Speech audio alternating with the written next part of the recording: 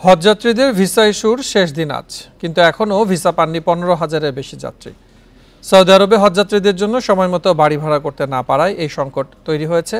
তাই তৃতীয় দফা সময় বাড়ানোর আবেদন করেছে ধর্ম মন্ত্রণালয়। তবে এখনও কোনো সিদ্ধান্ত জানায়নি সৌদি আরব।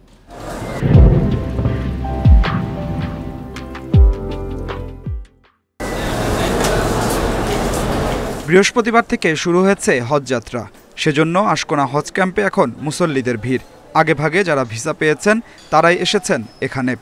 মুসলমান জাতির জন্য, উম্মর জন্য আমার একটা কামনা থাকবে, এই যে আল্লাহ তাআলা আমাদের গুনাহ খাতা মাফ করে দেয়। আল্লাহর উদ্দেশ্যে আল্লাহর ঘর তওয়াফ করার জন্য আমরা মক্কা মদিনায় হজ করতে যাচ্ছি। আমি আমার সারা জীবনের যত ভালো মন্দ কাজ করছি আল্লাহর কাছে ক্ষমা চাই।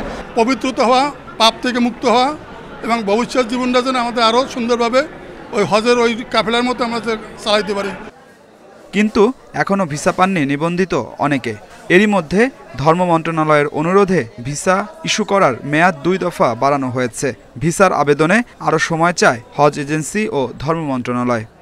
বাড়ি ভাড়ার বিষয়ে বা অন্যান্য বিষয়ে আরও চিপার রেটে পাওয়া যায় কিনা, সেই চিপার রেট খুঁজতে খুঁজতে কিন্তু লিঙ্গারিংটা বেশি হচ্ছে। এই চিপার রেট খুঁজতে যেই যে লিঙ্গারিংটা হচ্ছে, তাতে কিন্তু আমরা হাজি সাহেবদের কোনো কষ্ট এটা কিন্তু আমরা বরদাস্ত করব না।